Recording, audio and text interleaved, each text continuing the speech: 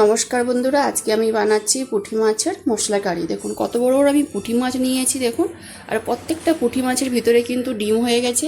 পুঁটি মাছগুলো কিন্তু পরিষ্কার করে আমি কিন্তু আঁশ ছাড়িয়ে নিয়েছি, দিয়ে ভালো করে ধুয়ে নিয়েছি। এবারে এর উপরে কিন্তু আমি নুন হলুদ মেখে নিচ্ছি। মতো নুন হলুদ কিন্তু দিয়ে দিয়েছি, ভালো করে মাছটাকে আমি মেখে নিচ্ছি। মাছটা ভাজার জন্য কড়ার মধ্যে আমি সরষের তেল দিয়ে দিচ্ছি। তেল কিন্তু ভালোভাবে গরম হয়ে গেছে। এবারে আমি কিন্তু মাছগুলো দিয়ে দিচ্ছি। মাছগুলো আমি লটে নিচ্ছি। দেখুন একদিকে কিন্তু লাল লাল করে ভাজা হয়ে গেছে। পুঁটি মাছগুলো দেখুন লাল লাল করে ভেজে নিয়েছি, জায়গাতে আমি তুলে নিচ্ছি। বাকি মাছগুলো আমি ভেজে নিচ্ছি।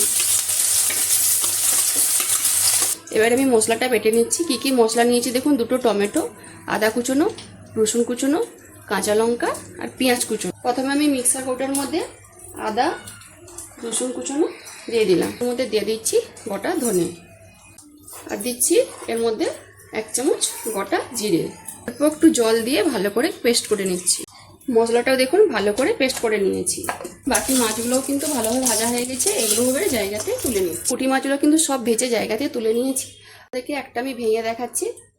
দেখুন পেটে কতটা ডিম আছে, ভরে আছে, এই দেখুন, এই দেখছেন। এবারে আমি তরকারিটা কিন্তু বসে নিচ্ছি। এবারে আমি এই ভাজা মাছটার মধ্যে কিন্তু মশলা মেখে নিচ্ছি।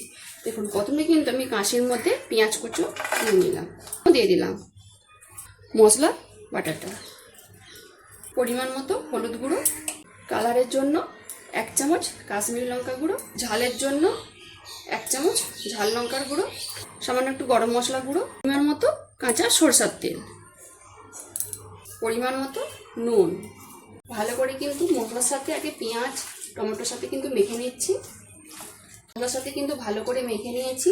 এবারে সব ভেজে রাখা মাছগুলো এর উপরে দিয়ে দিচ্ছি। মাছের সাথেও কিন্তু মশলাটা আস্তে আস্তে করে মেখে নিচ্ছি। দেখুন মাছের সাথে মশলাটা মেখে নিয়েছি। এবারে আমি কিন্তু তরকারিটা কিন্তু বসে নিচ্ছি। ওই মাছ ভাজার অল্প তেল আছে, ওতেই কিন্তু একটু আমি কালো জিরা ফোড়ন দিয়ে দিচ্ছি। ফোড়নটা আমার ভালোভাবে ভাজা হয়ে গেছে। এবারে মশলা মাখা মাছ দিয়ে দিলাম। বেশি কিন্তু আমি নাড়াচাড়া করবো না, মাছগুলো ভেঙে যেতে পারে। এবারে দিয়ে দিচ্ছি এর উপরে একটু মশলা ধোয়া জলটা, একটু আমি নাড়াচাড়া করে দিচ্ছি। দেখুন পুঁটি মাছগুলো সব কিন্তু গোটা আছে, একটাও কিন্তু ভাঙেনি। এর উপর থেকে আমি দিয়ে দিচ্ছি 3টা জিরা কাঁচা লঙ্কা, দিচ্ছি উপর থেকে ধনেপাতা কুচোনো, আর দিচ্ছি কাঁচা সরষের তেল। করে মিশিয়ে আমি প্লেটে ঢেলে নিচ্ছি। পুঁটি মাছের তরকারিটা দেখুন প্লেটে সুন্দর করে সাজিয়ে নিয়েছি, আর দেখতে দেখুন কত সুন্দর লাগছে।